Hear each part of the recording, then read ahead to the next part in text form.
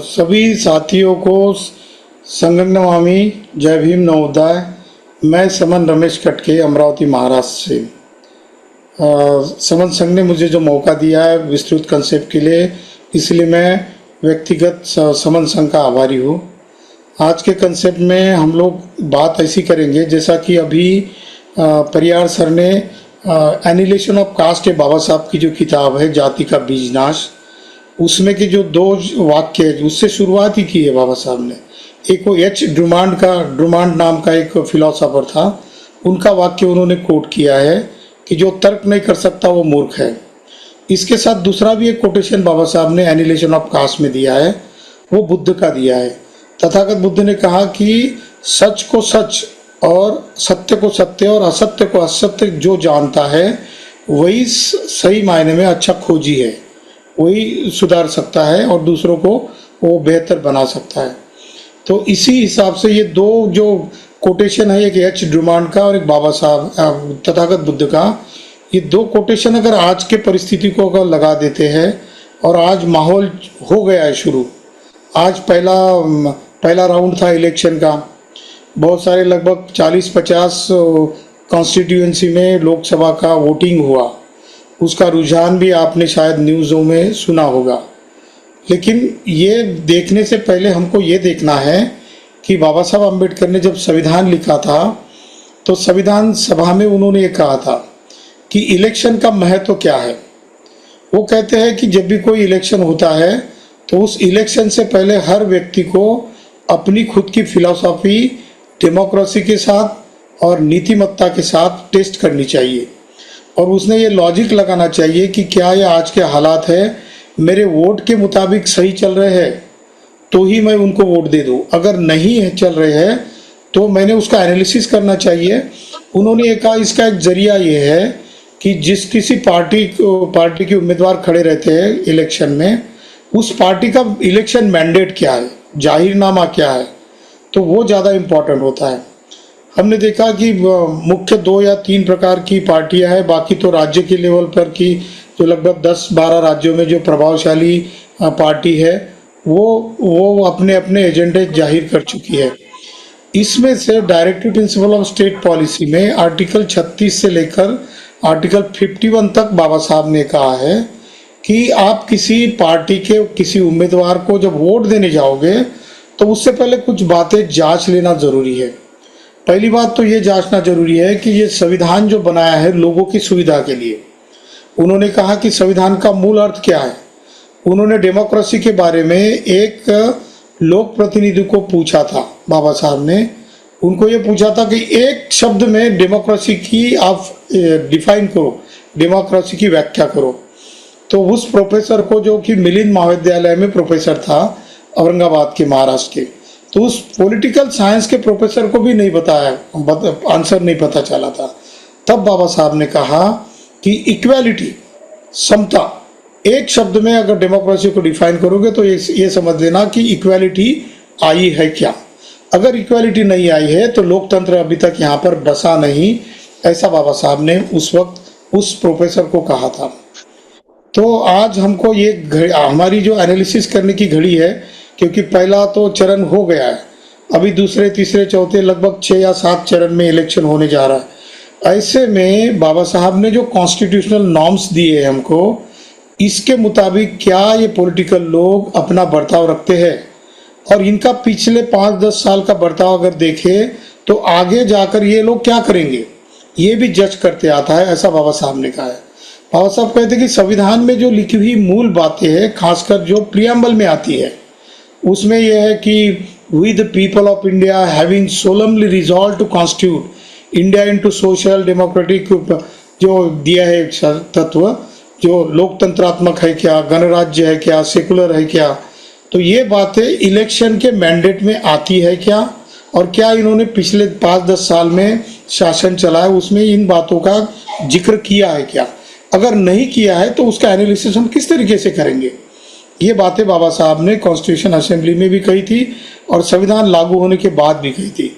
तो हम किसी पार्टी को दोष नहीं दे रहे, ना ही हम किसी पार्टी का विरोध कर रहे हैं, हम तो एनालिसिस कर रहे हैं कि पिछले 10 साल में इस डेमोक्रेसी का क्या हुआ। तो कई कारण, लगभग 60 से 70 कारण हैं जिस वजह से जो कॉन्स्टिट्यूशन में जो बेसिक नॉर्म्स दी है उन बेसिक नॉर्म्स की धज्जियां उड़ाई गई है पिछले 10 साल में। लेकिन क्या हमको ये पता है, और क्या फिर हम अंधभक्त होकर फिर उन्हीं को वोट देंगे, या फिर अपना खुद का लॉजिक लगाकर किसी को चुन के लाने के लिए अपना खुद का मन तैयार करेंगे? ये सवाल अभी हमारे सामने है। तो इसमें से काफ़ी सवाल है। तो कुछ जो कॉन्स्टिट्यूशन को किस तरीके से ठुकरा दिया गया, कॉन्स्टिट्यूशन को किस तरीके से बर्बाद किया है, और ऐसे ही बात रहेंगी तो आने वाले 5 साल में हो सकता है कॉन्स्टिट्यूशन का कोई खरा नहीं होगा। लेकिन असल में बात यह है कि वो कॉन्स्टिट्यूशन का नुकसान नहीं होगा। जो लोग इस देश के नागरिक हैं उन नागरिकों के हक और अधिकारों की बर्बादी होगी अगर हम लॉजिक यूज नहीं करेंगे। तो उसमें से क्या क्या बातें हो गई पिछले 10 साल में जो कि कॉन्स्टिट्यूशन को आघात पहुंचाई है।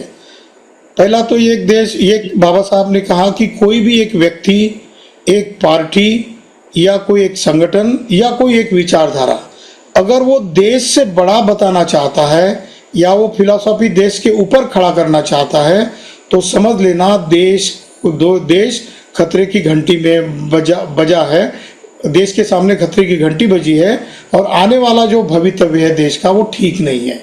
तो ये बाबा साहब का कोटेशन बहुत इंपॉर्टेंट है। उसमें से क्या हुआ, अभी अभी हमने देखा कि एक ऐसा anti constitutional formula ruling government ने अडॉप्ट किया था, हम सभी जानते हैं, इलेक्टोरल बॉन्ड का। 1947 के बाद ये पहली बार ऐसा हुआ कि जितने भी कॉन्स्टिट्यूशनल नॉर्म्स थे directive principle of state policy को चलाने के लिए, उसमें से कुछ हमारे यहाँ इंडिपेंडेंट ऑर्गेनाइजेशन बने हुए हैं, पब्लिक सेक्टर अंडरटेकिंग्स है, कुछ गवर्नमेंट के ऑर्गेनाइजेशन है जिनको कि फुल इंडिपेंडेंस है कि वो अपने हिसाब से अपना काम करे। पर उसमें भी सरकार ने, पिछले सरकारों ने इंटरफियर किया है। तो वो 1947 के बाद ये इलेक्टोरल बॉन्ड जो हुआ वो बहुत ही खतरनाक धक्का है कॉन्स्टिट्यूशनल नॉर्म्स को। उसमें दूसरी बात ये होगी कि ईडी जैसी संस्था है, सीबीआई जैसी संस्था है या जितनी भी गवर्नमेंट की संस्था है उसमें इन्फिल्ट्रेशन किया गया, अपने लोगों को बिठा दिया गया और डेमोक्रेसी को ख़त्म करने के लिए काम किया गया।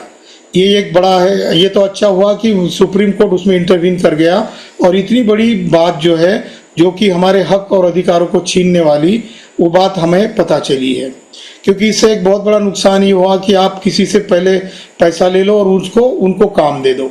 इसमें से सबसे बड़ा नुकसान लोगों के जो फंडामेंटल राइट के ऊपर क्या हुआ तो अब वो है कि कॉन्स्टिट्यूशन एश्योर कर रहा था, हमको एश्योर करता है कि इस देश का प्रत्येक नागरिक, उसका जो आरोग्य है, उसकी जो हालात है वो ठीक रखने की जिम्मेदारी सरकारों की होती है। जैसे कि हमने देखा कि 7 प्रकार के ऐसे मेडिसिन थे, उसमें रेमडेसिविर भी एक है जो कि 7 बार टेस्टिंग के लिए गया। जो टेस्ट होती है वो 7 बार ड्रग टेस्ट में फेल हो चुका हुआ जो प्रोडक्ट है उसको यूटिलाइज कर दिया गया और पता चला कि उस कंपनी ने 350 करोड़ एक इलेक्टोरल बॉन्ड में दे दिए गए थे। इसका मतलब कॉन्स्टिट्यूशन ने जो एश्योर किया था फंडामेंटल राइट में उसका आम लोगों का वायलेशन किया है। और उसमें से लगभग ऑफिशियल फिगर ये था कि 5 लाख लोग मर चुके हैं कोरोना की, इसमें कोविड में, लेकिन असल में फिगर ये है इंटरनेशनल लेवल की तो वो लगभग 45 लाख लोगों को अपनी जान गंवानी पड़ी। तो बाबा साहब पूछते हैं कि किसी देश के किसी आम नागरिक जिसको कि डेमोक्रेसी का मूल्य ही पता नहीं है लेकिन उसका नुकसान होता हो, उसकी जान चली जाती हो और उसके प्रति अगर जिम्मेदार सरकार कुछ भी जिम्मेदार नहीं रहती है तो समझ लेना कि देश खतरे में है और संविधान को आघात पहुंचा है। दूसरा हमने देखा है कि अभी एक कंपनी ऐसी है, एक बाबा है, उसकी एक कंपनी है, उसने जो अपने प्रोडक्ट्स जो बनाए हैं वो प्रोडक्ट्स आरोग्य के लिए है, उसमें से सुप्रीम कोर्ट ने उनको फटकार लगाई, उन्होंने माफ़ी मांगी, फिर भी सुप्रीम कोर्ट उनको माफ़ी देने को तैयार नहीं। उनके लगभग 40 के ऊपर प्रोडक्ट्स ऐसे आए जिसकी वजह से लोगों की हालात के ऊपर बहुत बुरा असर पड़ा। चौथी बात है कि 2022 तक, 2014 में ये बताया गया था कि 2022 तक आपका जो किसानों का इनकम जो है दुगुना हो जाएगा और उसमें ये दुगुना होने की बात तो छोड़ दो, लेकिन हमने क्या किया कि केमिकल्स और फर्टिलाइजर्स जो है वो बाहर के देशों के ज़्यादा कीमत से खरीद कर लिए उसके बदले में लोकल वाला जो जो फार्मर है उसकी जान चली गई। क्यों? क्योंकि 2022 तक दुगुना होने का आश्वासन दिया गया था, लेकिन बात तो उल्टी होगी। 2022 में एक ऐसे 3 कानून लाए गए कि उसके वजह से जो लोगों का जो प्रोड्यूस आया था वो किसी पर्टिकुलर 2, 4, 5, 10 अपने कंपनियों को दे देने के लिए ऐसे कानून बनाए। ये तो अच्छा हुआ कि वो किसान लोग रास्ते पर आए और उनको पता चला कि ये तो हमारे फंडामेंटल राइट्स का वायलेशन हो गया। और कॉन्स्टिट्यूशन में जो directive principle of state policy बताती है कि अगर किसी का कॉन्स्टिट्यूशन की वजह से या कॉन्स्टिट्यूशन को गलत तरीके से इम्प्लीमेंट करने की वजह से अगर किसका फंडामेंटल राइट या directive principle of state policy का अधिकार अगर ग्रसित हो जाता है, उसका हनन हो जाता है, तो वो जागरूक होना चाहिए। किसानों ने ये बात बहुत अच्छी तरह से भाप ली थी और रास्ते पर आए, वो कानून रुक गए। वरना आज ऐसा होता कि बस मात्र 5-7 लोगों को ही सारे देश के एग्रीकल्चर की पूरी चाबियां सौंप दी जाती थी। उसके बाद एक ये हुआ कि बेरोजगारों के बारे में बताया गया था। 2 करोड़ लोगों को नौकरियों का आश्वासन दिया गया था। आज हालात ऐसी है, ये 2-4 जो फॉरेन के जो मेजर करने वाली इंस्टीट्यूशंस है उनकी ये रिपोर्ट मैं बता रहा हूँ आपको। उन्होंने कहा 2 करोड़ नौकरियां हर साल की तो बात छोड़ दो, पर 24 लाख करोड़ बच्चे या लोग या युवक युवतियां बेरोजगार बनी हुई है। इसका मतलब है कि हमारी इकोनॉमी डिग्रेडेशन होने के लिए सबसे बड़ा कारण है कि जिसके पास कैपेसिटी है, यंग बच्चे होते हैं, वो बहुत कैपेसिटी वाले होते हैं, उनमें बहुत एनर्जी होती है, लेकिन अगर उनको काम नहीं दिया जाता तो इतनी सारी एनर्जी बर्बाद चली जाती है। दुनिया की पॉपुलेशन का लगभग ये 10% हिस्सा भारत में रहता है जो कि बेरोजगारों की समस्या से जूझ रहा है। इसके ऊपर भी कुछ किया नहीं गया, तो ये भी ध्यान में देखना है।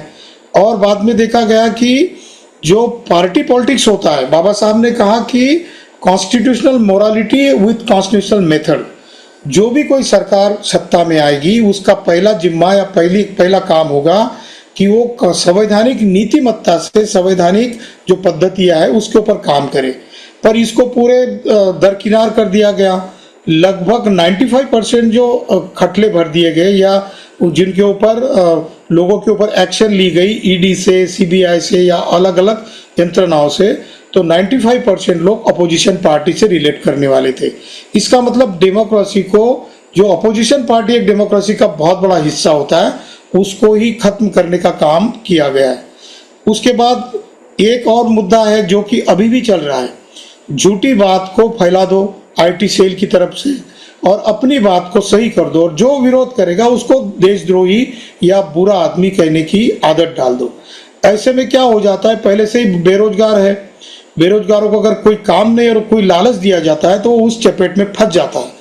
तो इसमें से ऐसा रिपोर्ट पाया गया है कि 24 करोड़ में से लगभग 6 करोड़ बच्चे, जो कि हमारे देश का भवितव्य है, आने वाले 50 साल तक वो इस देश का निर्माण करने के लिए अपना बखूबी योगदान देने के लायक है, उन बच्चों में से 6 करोड़ बच्चे आईटी सेल में काम करते हैं, जो कि देश को घात करने का काम करते हैं, देश का नुकसान करने का काम करते हैं। तो ये भी काम एक किया गया। एक काम ये हुआ कि जो हमको वैक्सीन दी गई थी, वैक्सीन में जिन वैक्सीन की 6 बार ड्रग टेस्ट फेल हो चुकी थी, ऐसे वैक्सीन को ही इंट्रोड्यूस किया गया था। और इस वजह से ऐसा हुआ, ये यूनाइटेड नेशन की हेल्थ ऑर्गेनाइजेशन की रिपोर्ट है कि इसमें से जो 40-45 लाख लोगों की जो मौत हो गई, इसके पीछे कारण ये भी एक था। उसके बाद ये हुआ कि बहुत सारी बातें, जो लिंचिंग का प्रकार हुआ, खासकर लिंचिंग किस बात के लिए हुई कि कोई एक बच्चा या एक लड़का या लड़की जो उम्र में आ जाते हैं और एक दूसरे के साथ प्यार करते हैं, लेकिन वो अलग अलग जाति या धर्म से रिलेट करते हैं, तो उसके लिए उनको लिंच किया गया। वो एक कॉमन लिंचिंग कर दी गई। जो बेरोजगार जो लड़का लड़की अपने कुछ विचार साझा करने के बाद एक दूसरे के साथ रहने का वादा कर लेते हैं, लेकिन वो किसी अलग अलग मजहब से, एक अलग जातियों से है, तो उनकी लगभग 10 लाख ऐसे एविडेंसेस हुए जिनकी हत्या कर दी गई। और 2 दिन पहले का ही एक रिपोर्ट है कि हर दिन लगभग 3000 महिलाओं के साथ अत्याचार किया जाता है, ये रिपोर्ट आई है। तो ये सारा कुछ जो मामला हो रहा है वो directive principle of state policy और फंडामेंटल राइट का वायलेशन करके किया जा रहा है। इसके पीछे रीजन क्या है? तो बाबा साहब कहते हैं कि constitutional morality with constitutional method, ये बात जो राज्यकर्ता लोग हैं उन्होंने ताक पर रख दी है, साइडलाइन कर दी गई है। लेकिन ये उन्होंने ये भी कहा है कि इसके लिए क्या करना चाहिए, तो आम जनता ने इकट्ठा आकर मेरा कुछ कॉन्स्टिट्यूशनल वायलेशन हो रहा है मेरे अधिकारों का, ये समझ लेना चाहिए। तो बाबा साहब ये भी कहते हैं कि फिर इसका काम कौन करेगा? तो समाज में जो बुद्धिजीवी वर्ग होता है, खासकर इंटेलेक्चुअल क्लास, वो कहते हैं कि intellectual class is influential class, बुद्धिजीवी वर्ग जो है वो प्रभावशाली वर्ग होता है, उसकी जिम्मेदारी होती है कि देश में क्या चल रहा है। और डेमोक्रेसी अगर उसका हनन हो रहा है, उसका पतन हो रहा है, तो इंटेलेक्चुअल लोगों की जिम्मेदारी होती है कि वो समाज में सामने आए। लेकिन समाज में सामने आने के लिए वो क्या करेंगे? तो कहते हैं कि इनको सबसे पहले इकट्ठा आना पड़ेगा, एक होना पड़ेगा, क्योंकि इकट्ठा आने के बाद ही हमारी अलग अलग सोच एक जैसी मिक्स हो जाती है। इसका उन्होंने शब्द भी यूज किया है। वो कहते हैं कि किसी दिन हम रोटी बनाते नहीं, किसी हमारे बहन को जान पे आ जाता है या उनको फुर्सत नहीं होती, तो कहते हैं कि आज खिचड़ी लगा देते हैं, खाने में खिचड़ी लगा देते हैं, उसमें दाल चावल ये वो 2-4 पदार्थ मिला देते हैं, तीखा मीठ लाल सब कुछ ऐड करते हैं। ये ऐसा क्यों करते हैं हम लोग? क्योंकि जो खाना खाना है और जल्दी बनाना भी है और उस खाने की टेस्ट भी आ जाए, इसीलिए खिचड़ी का खाना बना दिया जाता है। तो बाबा साहब ने कहा कि ऐसे ही अलग अलग विचारों के लोग अगर इकट्ठा आ जाएंगे तो हो सकता है उन अलग अलग लोगों के अलग अलग विचार होंगे, लेकिन इकट्ठा आने के बाद उसकी जब खिचड़ी बन जाती है तो उसमें से एक स्वादिष्ट विचारों का ये स्वाद तैयार हो जाएगा और डेमोक्रेसी फैलेगी और फूलेगी। तो ये काम भी करना है, ऐसा उनका कहना था। ये बात भी हम लोग नहीं कर पाए क्योंकि हम लोग इकट्ठा होने के बारे में सोचा ही नहीं है। हमने पिछले 70 साल से यही काम किया है कि कोई सामने आता है, गुमराह करने की कोशिश करता है या धर्म की फिलॉसफी यहाँ पर लाने की कोशिश करता है और वो लोगों को बहका कर धर्म के नाम पर या देश के कॉन्स्टिट्यूशन को, उसके नाम्स को खत्म करने के लिए काम करता है और उसमें हम लोग भूल जाते हैं और हम लोग गलत दिशा में चले जाते हैं। तो बाबा साहब ने कहा कि ये एक बात इम्पोर्टेंट है। दूसरी बात उन्होंने और एक, ये तो बहुत इम्पोर्टेंट बात है, 2014 में हमारे देश के ऊपर जो फॉरेन का और हर व्यक्ति के सर के ऊपर 55 लाख करोड़ का कर्जा था हमारे ऊपर, मतलब एक व्यक्ति के ऊपर लगभग 65,000 का कर्जा था हमारे 140 करोड़ लोगों के ऊपर। तो ये कहाँ तक गया? तो वो 2023 में 205 लाख करोड़ तक गया। इसका मतलब लगभग 4 से 4.5 गुना तक हमारी इकोनॉमी डिग्रेडेड हो गई है और हमारे हर नागरिक के सर के ऊपर लगभग 4 गुना, मतलब 1.5 से 2 लाख का कर्जा अभी हमारे ऊपर है।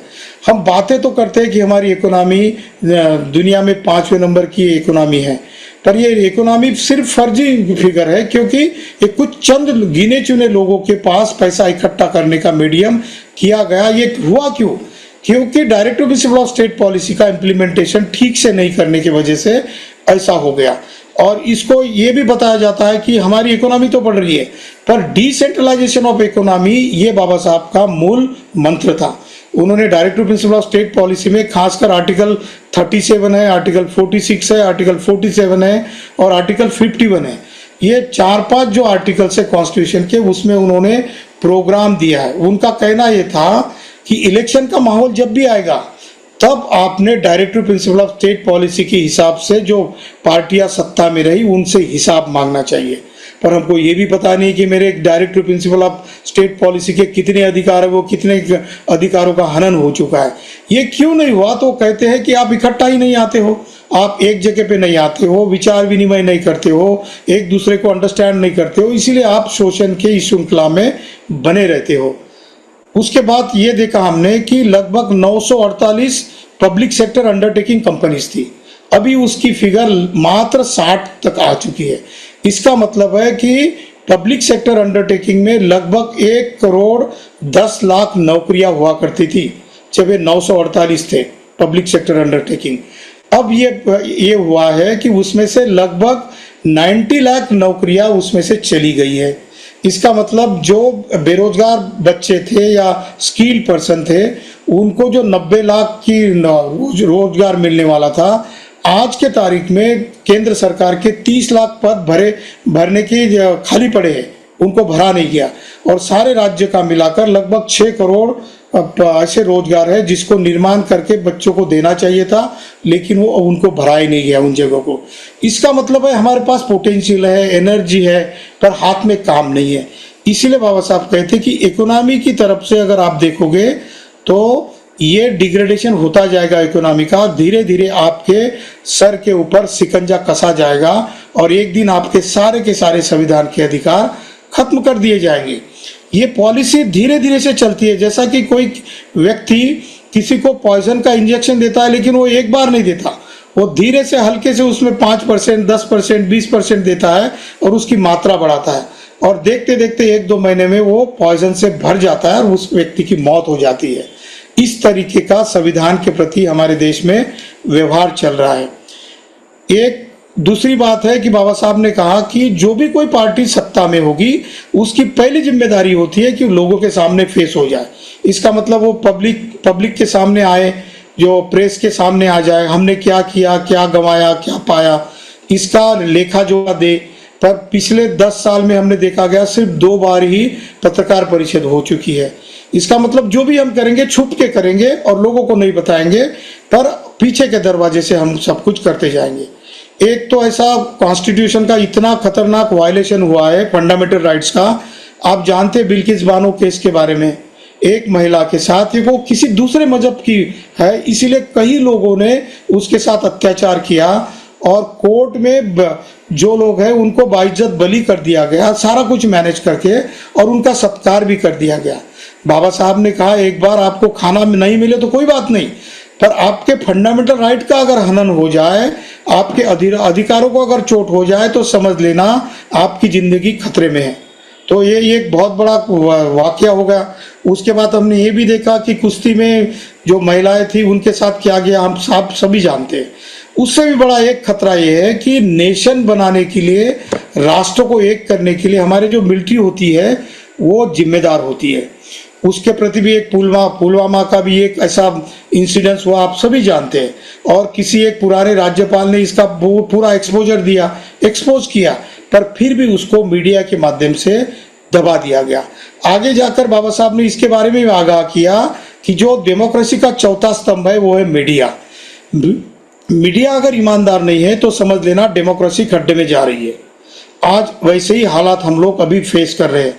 उसके बाद हम देखते हैं कि जो बच्चे, खासकर ट्राइबल बच्चे होते हैं, जो अनुसूचित जाति और अनुसूचित जनजाति के जो बच्चे होते हैं, उसका ये रिपोर्ट आया कि पिछले 10 साल में 30% ज्यादा बच्चे कुपोषित हो चुके हैं, उनको अनाज नहीं मिलने की वजह से।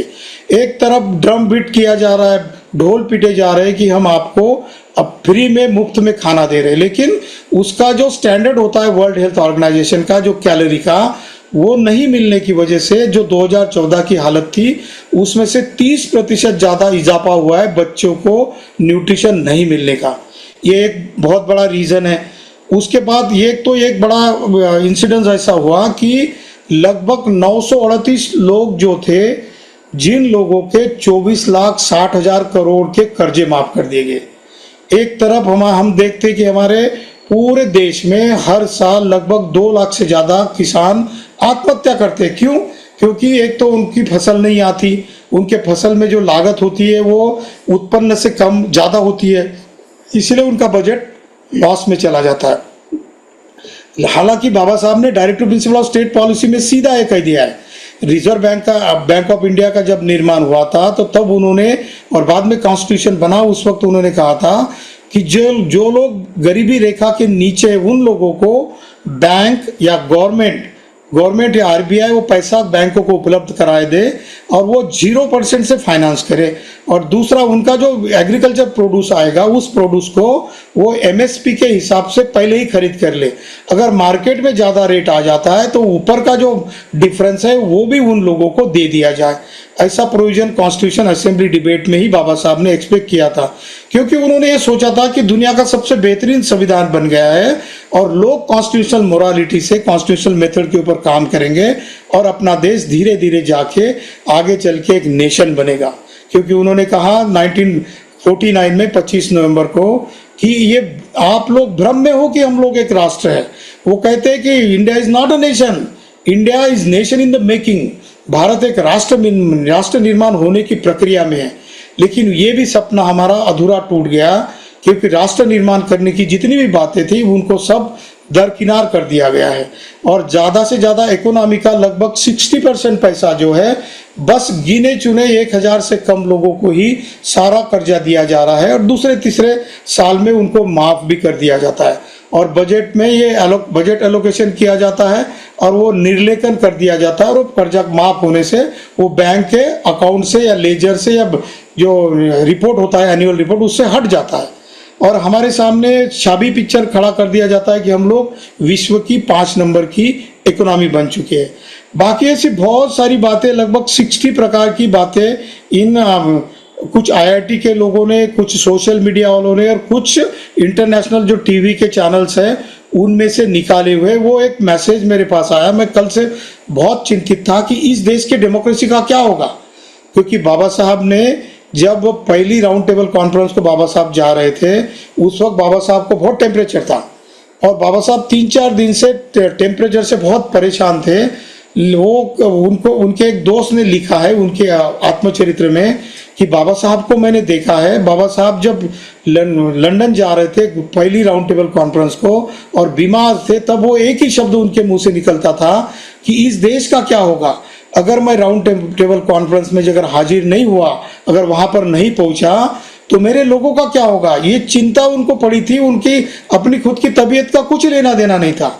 उनकी फिक्र हमेशा ये हुआ करती थी कि मेरे लोगों का क्या होगा और वो हमेशा चिंतित रहते थे कि मैं इतनी बार बताता हूँ लोगों को इकट्ठा होने के लिए, संगठित होने के लिए, शिक्षित होने के लिए और संघर्ष करने के लिए, लेकिन लोग सुनते ही नहीं है। बस वो आते हैं मेरे पास, मेरे पैर पड़ते हैं, मुझे रिस्पेक्ट देते हैं, मेरा मान सम्मान करते हैं। बाबा साहब कहते कि इससे कुछ नहीं होने वाला, जो बात मैं कहता हूँ वो अगर बात आप करोगे तब जाके आप अपने भविष्य को अच्छा कर सकोगे, वरना आपका जो भविष्य है पूरा बुराई की तरफ ले जाएगा। ये बाबा साहब ने 1930 में वो 12 नवंबर को गए थे राउंड टेबल कॉन्फ्रेंस के लिए, तो उससे 1 महीना पहले वो टेम्परेचर था उनको, क्योंकि लगभग 20-25 दिन का जहाज का सफर हुआ करता था। तो ये बात बाबा साहब ने कही है।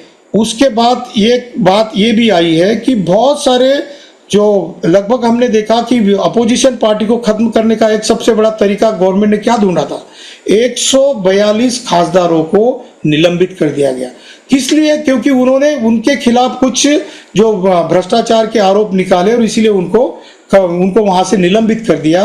बाबा साहब ने कहा कि मेंबर ऑफ पार्लियामेंट और लोक प्रतिनिधि चाहे राज्यों के हो या संसद में हो, वो बहुत जिम्मेदार लोग होते हैं। उनका एक दिन का वहां पर नहीं जाना यानी करोड़ों लोगों का, करोड़ों पैसों का नुकसान हो जाता है। ऐसे में अगर 142 अपोजिशन पार्टी के लोगों को हम निष्कासित कर देते हैं, रद्द कर देते हैं, तो ये कितना बड़ा नुकसान होगा।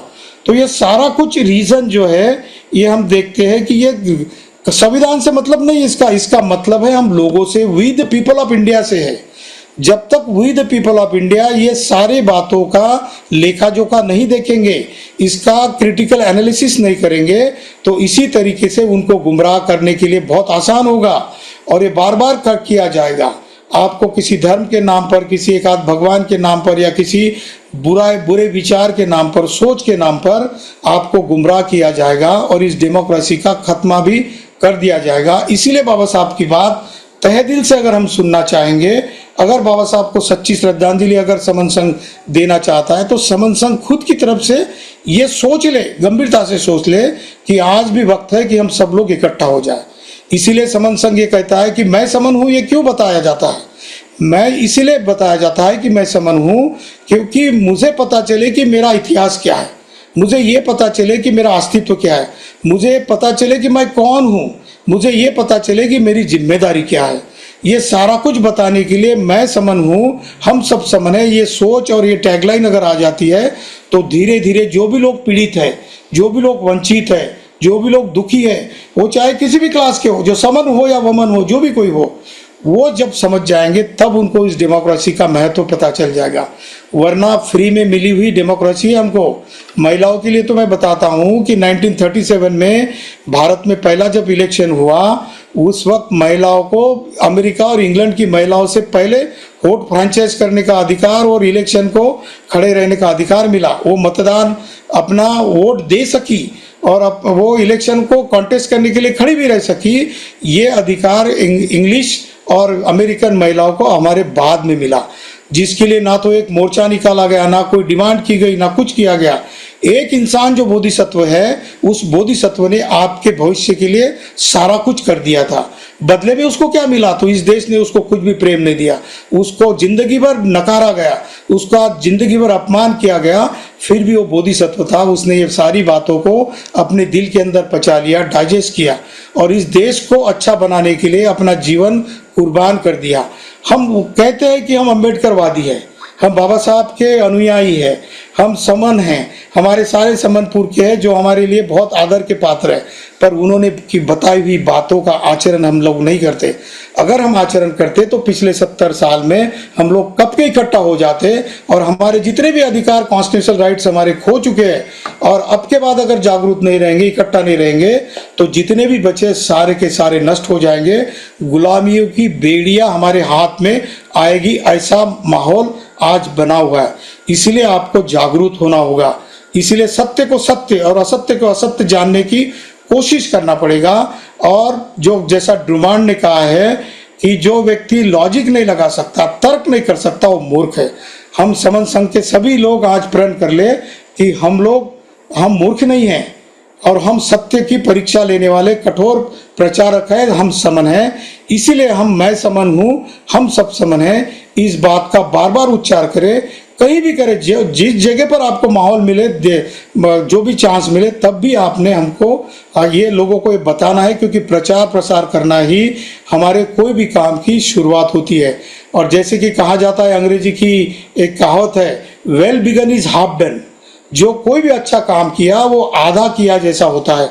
इसीलिए हम सभी लोग ये जो मैं समन हूँ, हम समन हैं, ये जो है वो टैगलाइन हम लगभग 1000 दिन तक बड़ी गंभीरता से करेंगे, जिससे कि हम लोग कुछ ना कुछ तो रिजल्ट ले आएंगे। और रिजल्ट आए ना आए, लोग सुने या ना सुने, वो मेरा कर्तव्य है, मैं करूँगा, ये सिर्फ मेरा ही काम है। ऐसी उम्मीद अगर हम अपने बीच में जागरूक करेंगे तो ही हम लोग इस डेमोक्रेसी को, दुनिया के सबसे बेहतरीन संविधान को बचा पाएंगे। वरना हम हमारे आगे के जनरेशन को मुंह दिखाने के लायक नहीं होंगे। हमारे बच्चे कहेंगे कि हमारे बाप ने क्या किया था, हमारे पुरखों ने क्या किया था, इतना दुनिया का सबसे बेहतरीन संविधान और दुनिया की बिगेस्ट डेमोक्रेसी इनको मिली थी, पर उनको बचाते नहीं आया। इसलिए ऐसा ना हो, इसलिए चलो हम सब इकट्ठा हो जाएंगे। हम सब समन हैं, मैं समन हूँ। मेरी बातों से अगर किसी को कुछ आहत हो चुका हो या कोई बात गलत कह चुकी हो, तो इसलिए मैं समन संघ से माफ़ी मांगता हूँ। संघेयो खलितो दोषो संघो खमतु तम्ममं। जय भीम, नमो बुद्धाय, संघं नमामि। मैं समन हूँ, हम सब समन हैं।